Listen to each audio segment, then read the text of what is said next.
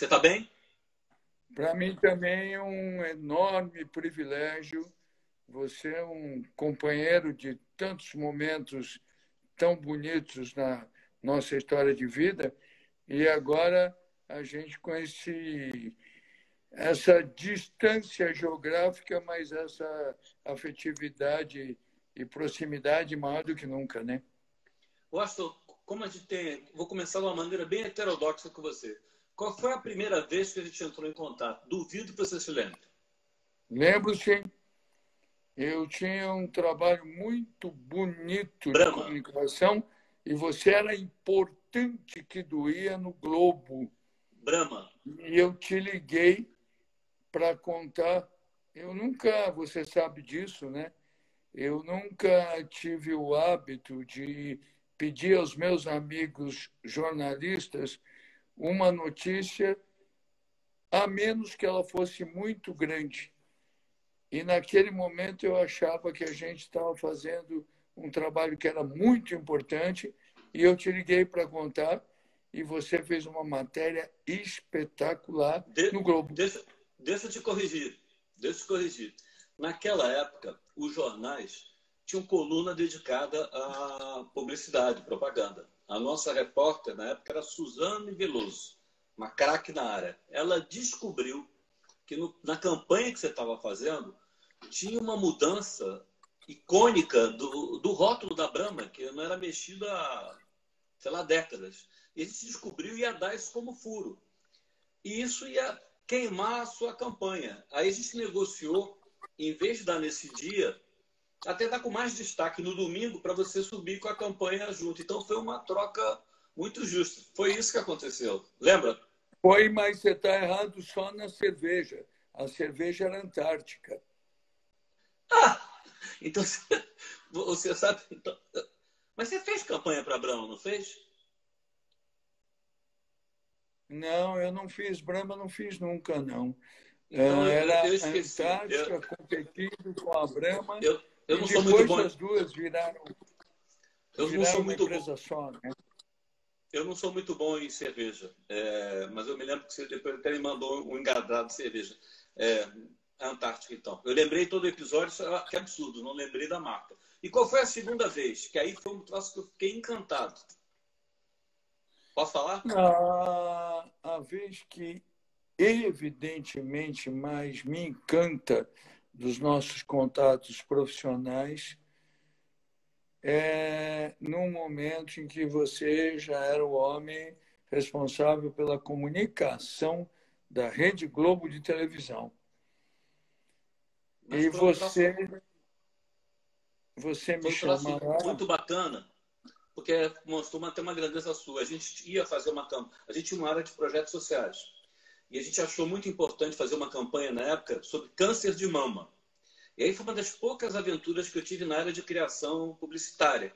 Era uma coisa que a gente pensava que as mulheres não se lembravam e fazer o exame. Aí eu pensei, caramba, a coisa mais memorável na história da propaganda o primeiro sutiã, a gente nunca se esquece. Aí eu consegui que a mesma atriz, a Patrícia Luquezzi, fizesse a campanha do câncer de mama.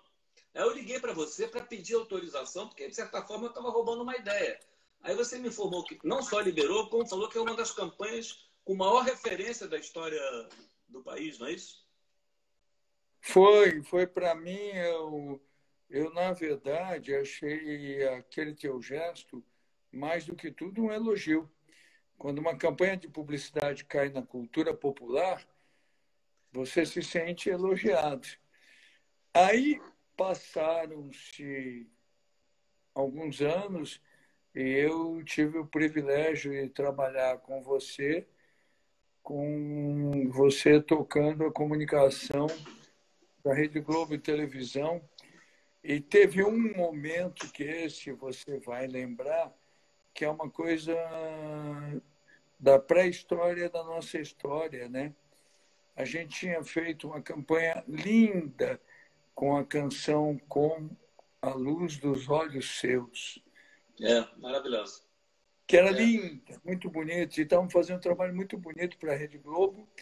E aí, no Mundial de 2002, eu tinha dado uma ligeira desaparecida com aquela história do sequestro no final de 2001. Ligeira desaparecida é uma boa metáfora.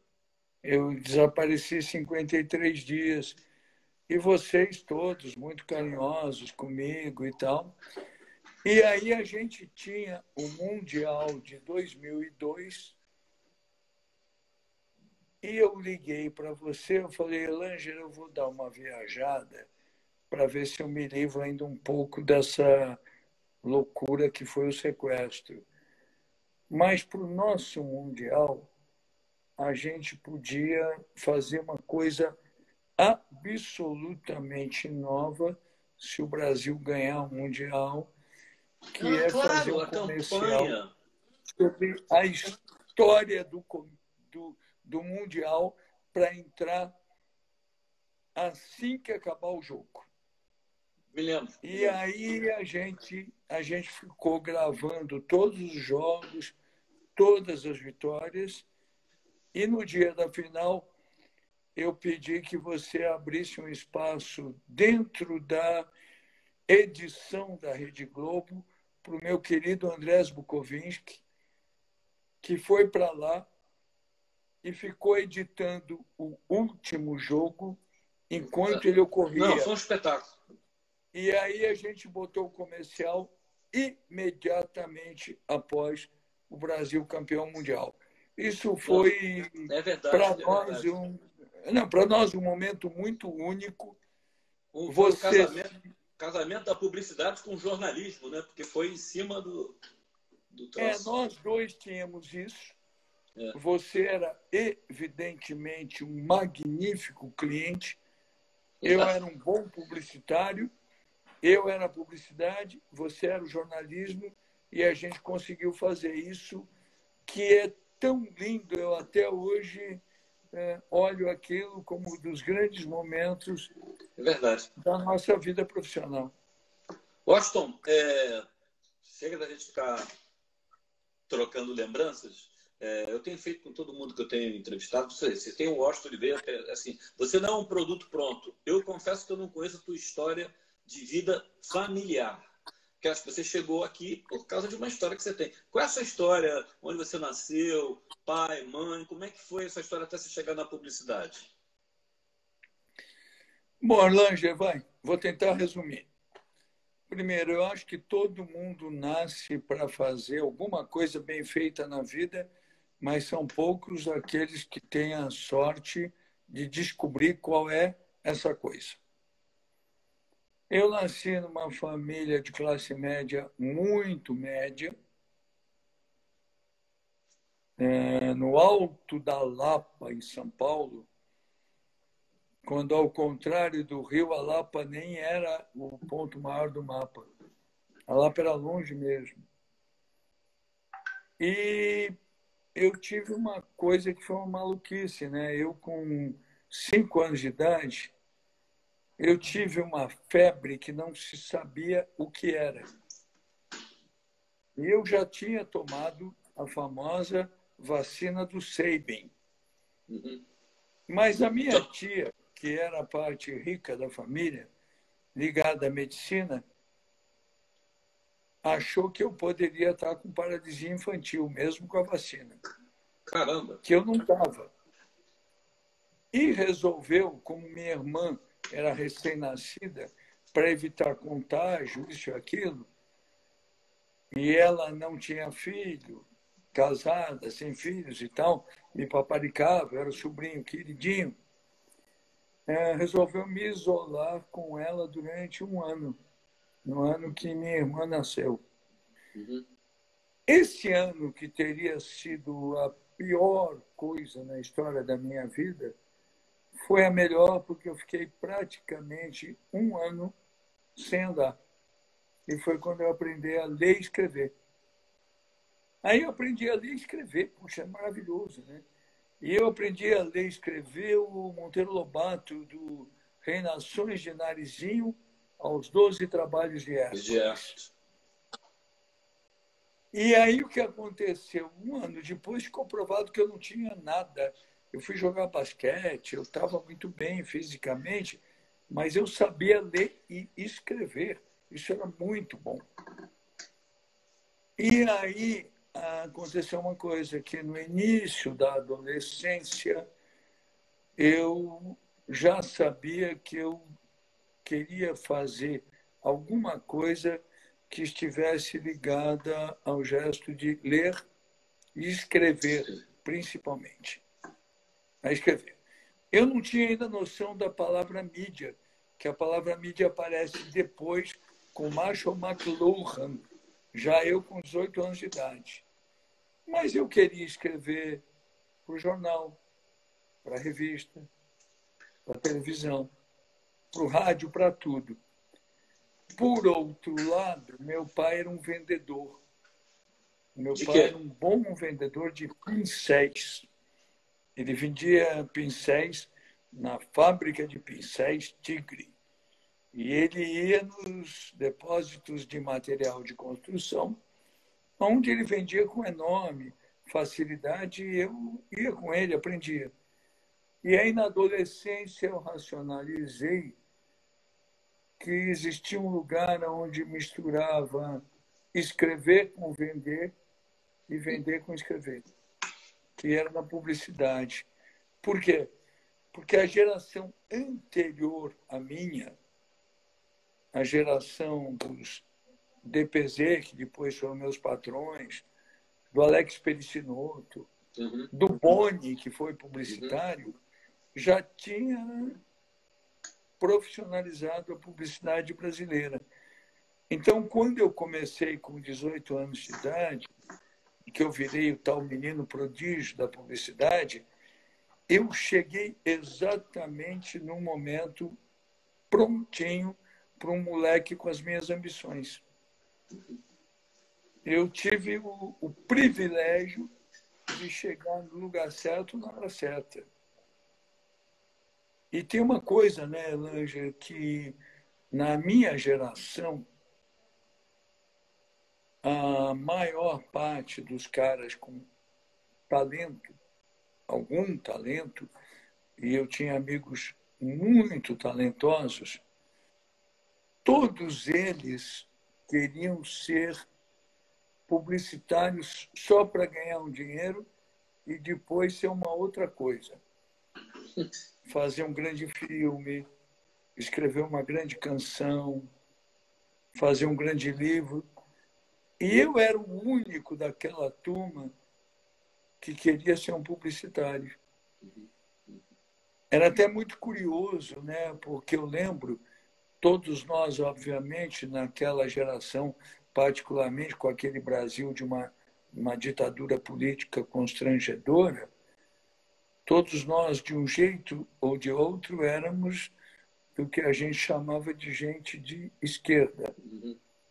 Assim, Mas eu era o cara... o papa um dos papas do consumismo, você era comunista?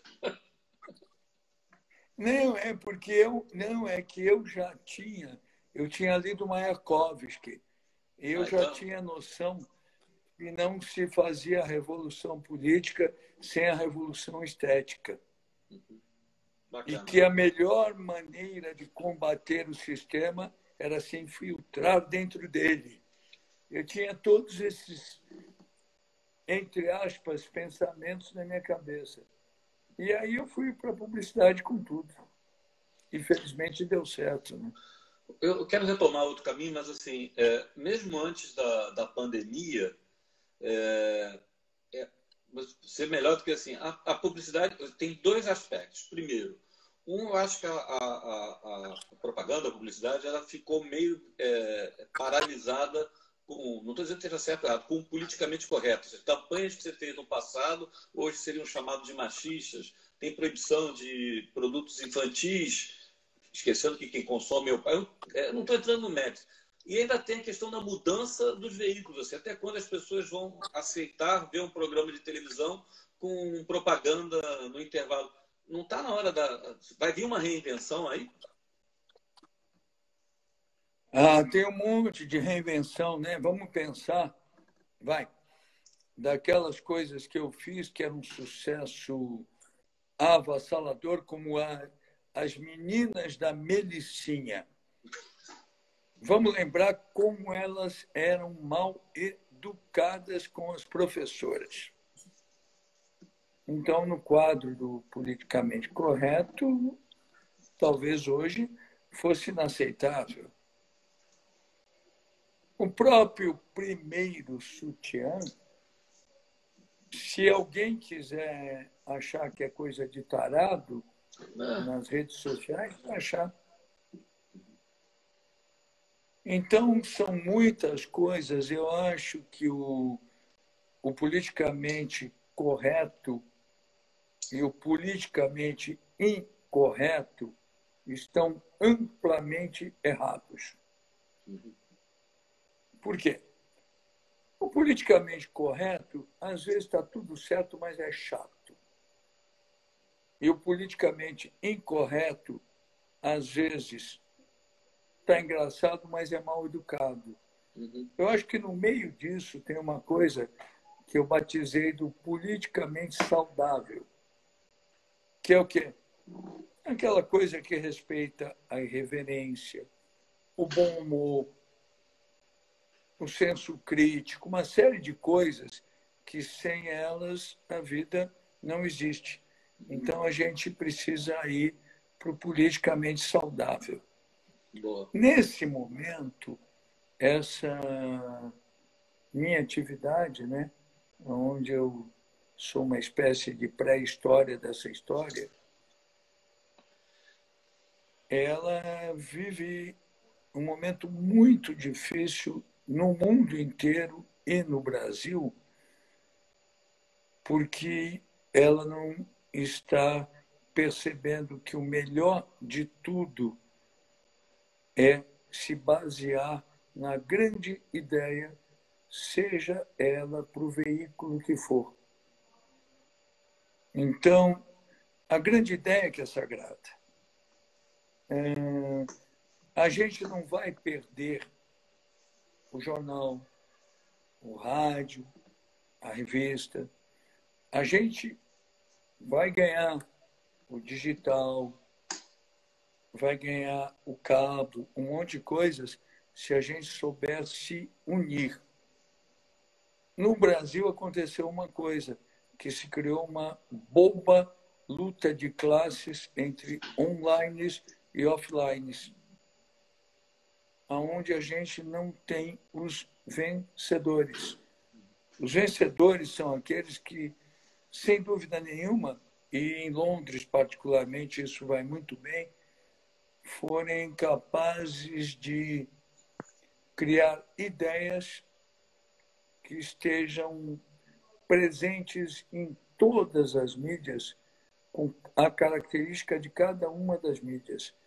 Você fazia isso quando você era o jornalista de O Globo e foi fazer isso quando era o homem de comunicação da Rede Globo. Eu fazia isso quando eu escrevi o meu primeiro anúncio impresso e quando eu faço algumas coisas no mundo digital. Você está falando de uma inversão do McLuhan. Em vez de o meio ser a mensagem, o que importa é a mensagem. E depois arruma o meio, é isso? Sem dúvida nenhuma. E mais, olha, até para os nossos... Como é que chama quem está nos vendo? Chama espectador? Nossa, respeitável público. Respeitável público. Chama respeitável público. Né? Audiência. Respeitável público. Não deixem de entrar num site chamado MagCulture. Mag de magazine, Culture de cultura, de Londres, a respeito das melhores revistas que surgiram nos últimos tempos. Aliás, Elange, você que sempre foi dessa praia, né? Uma coisa que a gente não pode deixar de dizer hoje. Mais do que nunca, esse grande jornalismo brasileiro é fundamental. mais do que nunca, a Rede Globo de televisão, mais do que nunca a Folha de São Paulo, o Estado de São Paulo, mais do que nunca todos esses que praticam o grande jornalismo são fundamentais para a sobrevivência do Brasil e da sociedade brasileira. Tem uma coisa que eu digo há anos, né? E repito com o maior prazer, citando duas empresas, sem a Rede Globo de televisão e sem a Editora Abril, a publicidade brasileira não teria se transformado em grande como ela se transformou.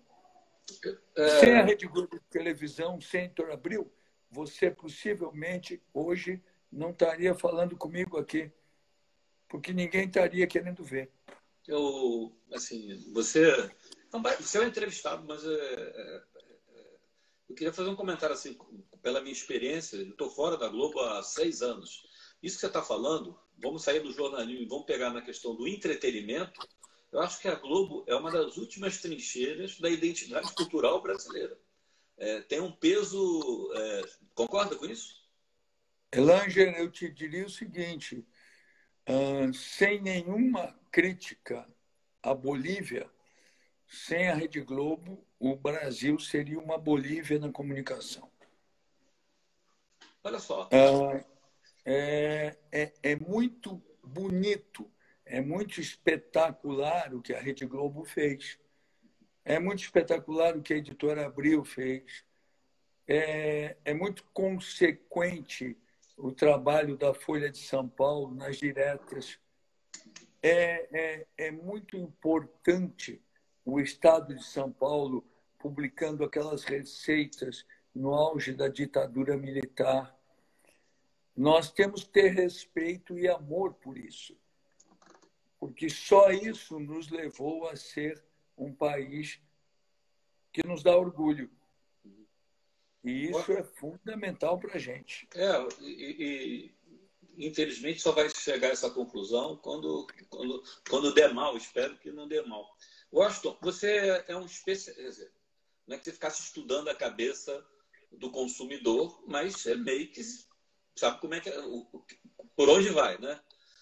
Eu sei que você nunca se meteu em campanha política, nem trabalhou para partido político e tal, mas você deve ter pensado o eleitor é um consumidor de política, né? Assim como um cara vai lá comprar a geladeira, vai comprar, assim, ele compra uma ideia de um político. O que deu na cabeça? Quais foram as circunstâncias do eleitor brasileiro para chegar no Bolsonaro? Bom, vamos lá. Eu nunca fiz nenhuma campanha política, nunca aceitei, incluindo amigos meus políticos que me convidaram, como, por exemplo, o Jaime Lerner, que é uma pessoa que eu admiro e muito. E eu não aceitei. E nunca também fiz nenhuma campanha de empresas de governo. Eu fiz até um comentário, né, uma vez, dizendo que esses foram uns dinheiros muito bons de não ganhar. Então, eu sempre trabalhei para a iniciativa privada. Analisando o fenômeno da eleição do presidente Jair Bolsonaro, e até isso ocorre num período que eu estava saindo do Brasil, eu resolvi mudar do Brasil para a Inglaterra em 2016. Não era por causa do Brasil, não. Era por causa da Inglaterra. Era porque eu tinha uma possibilidade de fazer um trabalho que eu nunca tinha feito. E você que também tem filhos gêmeos, eu tinha a possibilidade de criar os meus gêmeos já flagrantemente brasileiros, pegando a sua adolescência europeia em Londres. Eu adoro Nova York, mas eu considero Londres a melhor Nova York do mundo. Eu digo que é a matriz, né? É a matriz. Então, A Broadway está em Londres. Tudo está em Londres, né? Então, quando eu fui para Londres, era um sonho de trabalho, era um sonho em relação à minha mulher, aos meus filhos. Não tinha nada a ver com esse Brasil. Eu não vou mentir para você. Hoje eu mudaria do Brasil, desse Brasil que existe. Naquela época, não tinha nada a ver com isso. A gente estava falando de 2016. Tentando resumir, eu acho que o Bolsonaro surge como um personagem quase que folclórico, a partir particularmente do programa do meu querido amigo Marcelo Tais, do CQC, onde ele é entrevistado como uma figura quase folclórica e ganha um espaço na mídia, nos adolescentes. Junta-se a isso uma rejeição enorme às bobagens que o PT ia fazendo. Da somatória de tudo isso e da incapacidade das figuras talvez mais intelectualizadas, mais preparadas na eleição, como o caso do Ciro Gomes, de se articularem, de repente elege-se o Bolsonaro.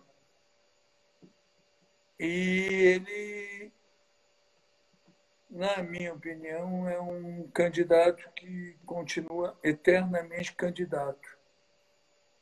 Aquele discurso dele, ele vai reproduzindo, reproduzindo. Morando em Londres, particularmente, uma coisa que eu convivo com muita gente de diferentes nacionalidades, né? E existe uma pergunta em comum que me fazem, que é como é que o país da doçura se transformou no país do amargor. Porque existia uma característica do Brasil, mesmo na época do militarismo, tudo, sem nenhuma subserviência, o Brasil sempre foi o país da doçura, da alegria, do amor.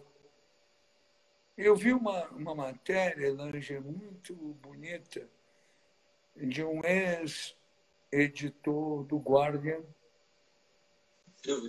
E você que conhece jornalismo profundamente sabe que o Guardian, historicamente, é um jornal dito atrelado à esquerda.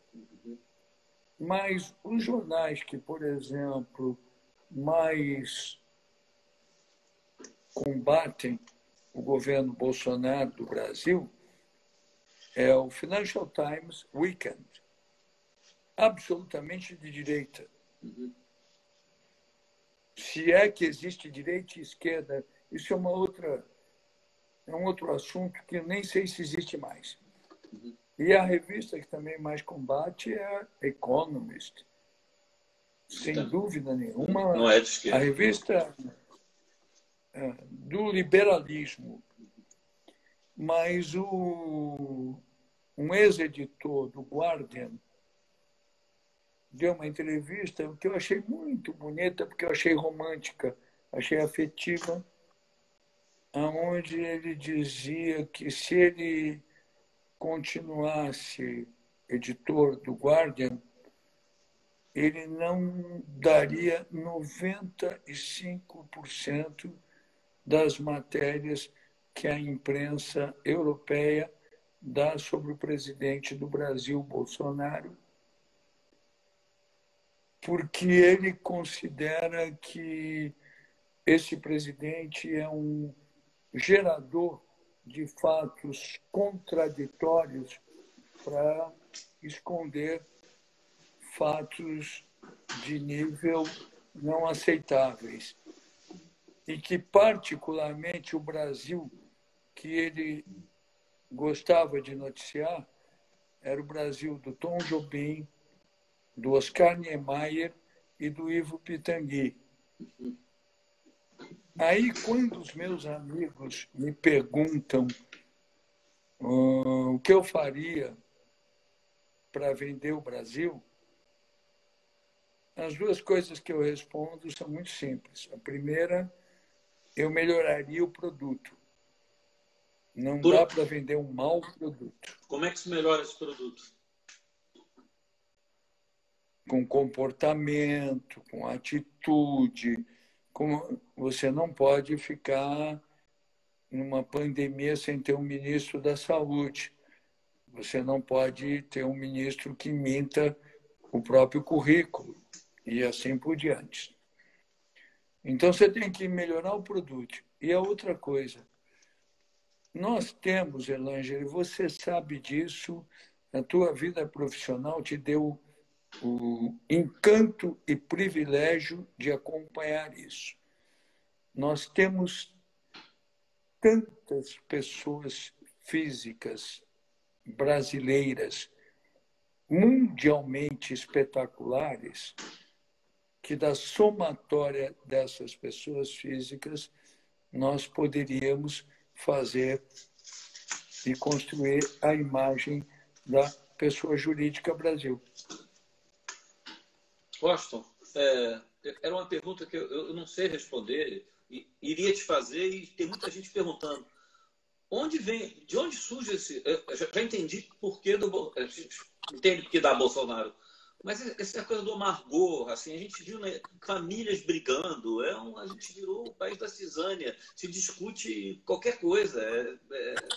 Onde quebrou essa coisa da brasilidade afável? É uma pena isso, né? Olha, a gente perdeu o afetivo, perdeu uma mágica que, particularmente, era uma coisa do brasileiro.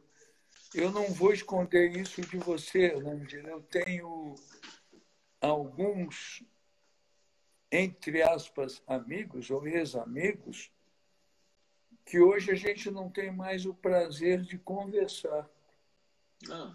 E possivelmente isso aconteça com você também. E eu acho uma pena, né?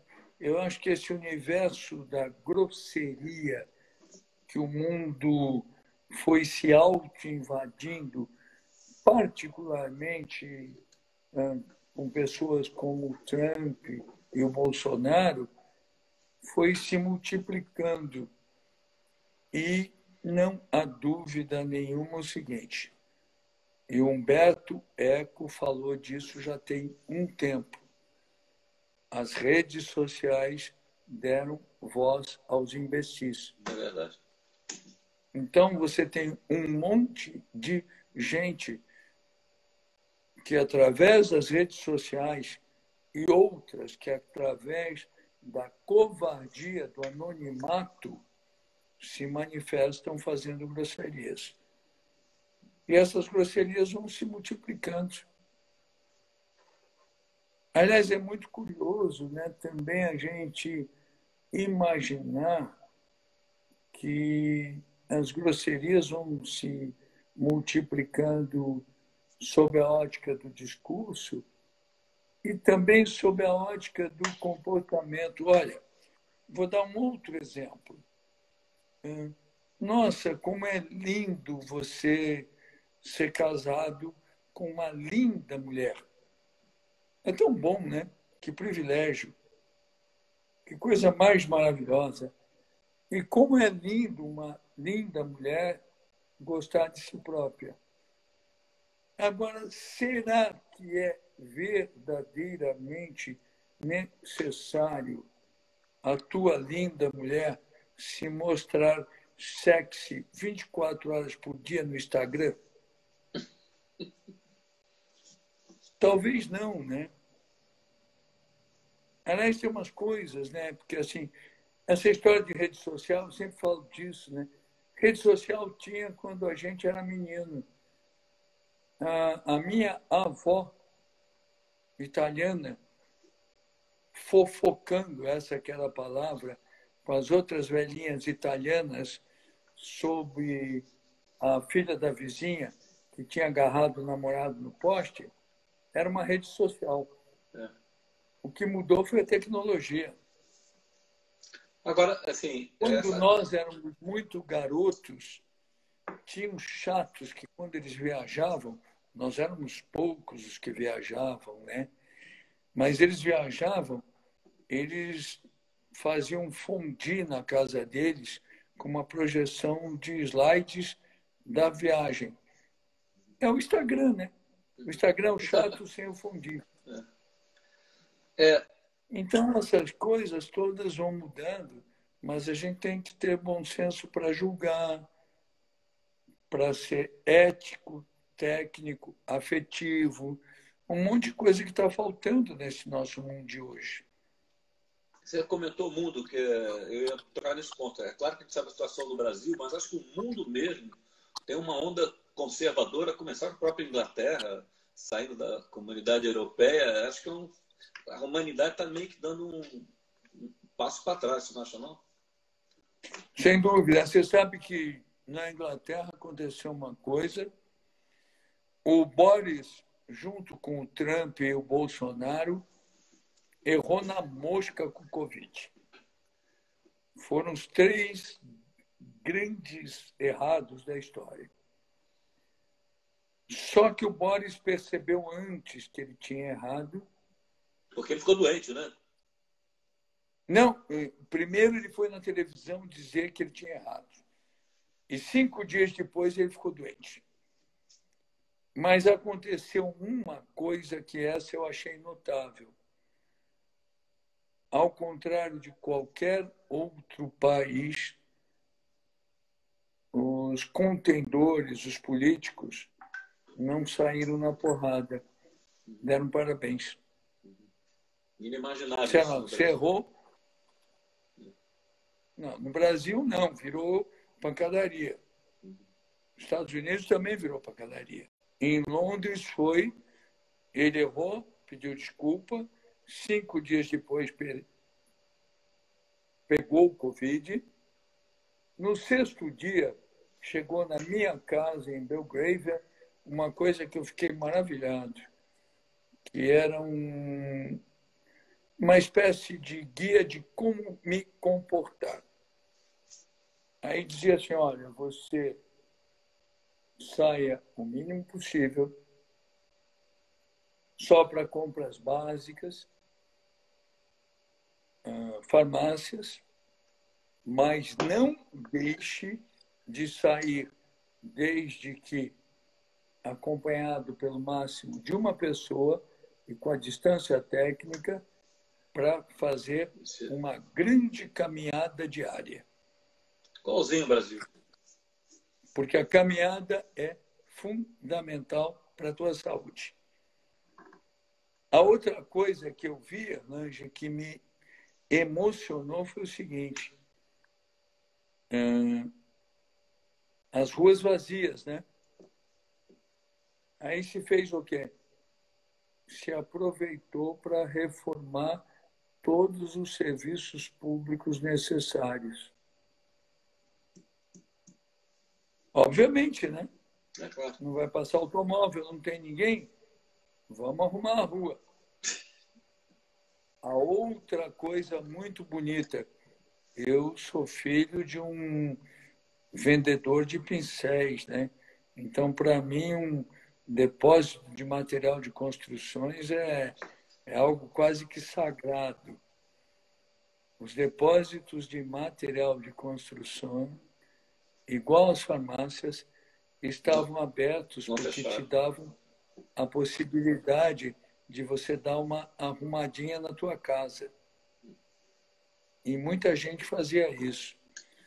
Então, aí a grande questão, Elângela, eu acho que está atrelada ao bom senso, à afetividade, a se gostar. Eu vi na minha rua, nesse período em que todos nós, no lockdown, eu vi alguns aniversários de criança que se abria uma janela e alguém da família descia para a rua para servir um vinho para quem estivesse passando, para cantar parabéns a você. Ah, que lindo.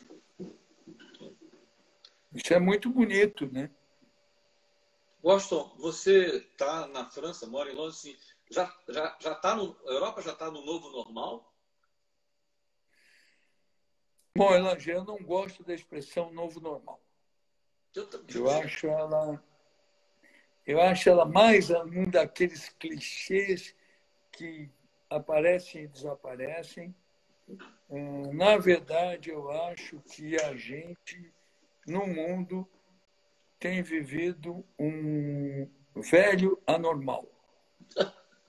A gente fez um monte de besteira e a natureza ficou puta da vida. Não sei até quando. Eu estava em Londres até o mês passado, quando terminaram as aulas dos meus filhos. Aliás, eu fiquei muito emocionado acompanhando a educação dentro de casa. Eles se movimentaram muito bem e eu aprendi muito. Aí a gente veio para cá quando acabaram as aulas. Eu tenho muito carinho por essa região do sul da França, devo muito a essa região, do ponto de vista da minha vida profissional. Aqui está ensolarado, está bonito, estava muito calmo, agora já existe uma preocupação, porque parece que em Barcelona a barra voltou a pesar. Então, existe uma preocupação. Nós já tínhamos isso marcado. Amanhã a gente está indo para Nápoles, porque a gente vai para Capri. Aliás, eu amanhã quero ouvir o Roberto Murolo, que é o João Gilberto da canção napolitana, que me encanta.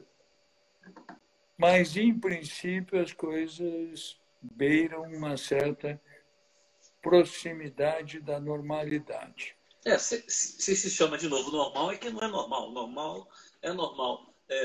Eu já ouvi você falar, mas nessa confusão toda, você é uma pessoa esperançosa do que vem depois. Eu já ouvi você falar. Você tem esperança de virar um mundo melhor depois disso aí? Sempre, né, sempre. A verdade é o seguinte, né? Eu, desde os 18 anos de idade, trabalho com uma coisa que sem esperança não dá certo. O gesto de comunicar depende do otimismo, depende da esperança. A gente tem que encantar, a gente tem que seduzir. Então, eu tenho esperança particularmente que o prazer pela grande ideia volte. Eu acho que muita coisa vai mudar, não há dúvida. Estava conversando com a minha mulher e os meus filhos, né? Olha, nós dois conversando aqui, né? E é ótimo, é muito bom, mas vamos pensar que se a comunicação virar toda online assim, a gente vai ter que ter cachorros que latam menos. Porque se o cachorro latir, ele vai atrapalhar o nosso papo. Mas, então, assim, a minha cadelinha, que está aqui no cantinho, não late. Mas se eu for querer ter um novo cachorro, eu vou precisar ter um cachorro que vai latir menos. Vai ser um cachorro mecânico. Mas, assim, com relação, por exemplo... Nós, por exemplo... Não, mas você acha, por exemplo, que a relação com o meio ambiente... A gente sabe que esse vírus não veio de um problema com o meio ambiente. Assim, né? A gente trata muito mal o planeta, né? Você acha que essa tragédia vai mexer com a cabeça das pessoas? Olha, acho que tem um monte de coisa, né, Lange? Por exemplo, anos atrás, o Jaime Lerner, que eu citei, disse que o automóvel ia ser o cigarro do século XXI. Que o automóvel ia pegar mal, ninguém ia querer mais automóvel. Eu não discordei, não. Achei que era assim. E, olha, eu moro na cidade que tem a mais elegante e próspera frota automobilística do mundo, né? Londres tem Bentleys, Rolls-Royces, Porsches e tal. Pois bem, agora, depois da pandemia, a gente não sabe muito bem como vai ser a nossa relação com os aviões. Se nós vamos viajar tanto de avião. Qual vai ser o tamanho deles? E se eles vão ser mais caros ou mais baratos? Gostam? Depois da pandemia, Não, eu vou ter os que aviões mais caros... Fala. Não, é que a gente tem um limite de tempo aí, que eu sempre falo. Então, eu queria encerrar, porque a gente tem mais 3 minutos. Assim, você é uma pessoa super realizada, eu acho que deve ter uma angústia enorme em relação ao Brasil e tal. Qual é o teu grande sonho no momento? Não, mas só terminando, então aí os aviões, quem sabe, não serão tão prósperos e os hotéis mais baratos. E aí voltam os automóveis, particularmente os automóveis elétricos, como o Tesla, que em Londres é um sucesso já. 3 minutos. 3 minutos do seu sonho. Não, meu grande sonho, Langer, é tentar e continuar a fazer o novo de novo. Essa é a minha obsessão. Essa tentativa de o que de novo eu posso fazer de novo. E esse é o meu sonho, esse é o meu dia a dia, é desse jeito que eu acordo, desse jeito que eu vou dormir. E, obviamente, que me encanta quando eu posso falar disso, porque, na verdade, eu sou um filho de vendedor, né? Então, eu não falo isso, eu vendo isso. Eu digo, olha, eu quero fazer o novo de novo. Entenderam? E, principalmente agora, nesse momento onde todos nós vivemos angústias, dificuldades, tudo isso, é mais do que fundamental o sonho de fazer o novo de novo. Maravilhoso, Washington. Veio muita cobrança aqui para que você faça uma campanha para devolver a esperança ao brasileiro. Eu te agradeço muito, tem essa droga desse limite de tempo aí. Espero que em breve a gente possa estar junto mesmo. Você é uma referência na minha carreira e adorei estar aqui com você. Eu também, muito obrigado. Você sabe o quanto eu te estimo, te admiro. Para mim é um privilégio estar com você aqui. Fico muito feliz de te ver quase tão bonito quanto você já foi, mas a gente deu uma pioradinha, né? E um beijo para todo mundo que teve a paciência e o encanto de nos assistir. Muito obrigado. Eu que agradeço. Vamos repetir lá na frente. Um abração. Outro. Obrigado. Tchau.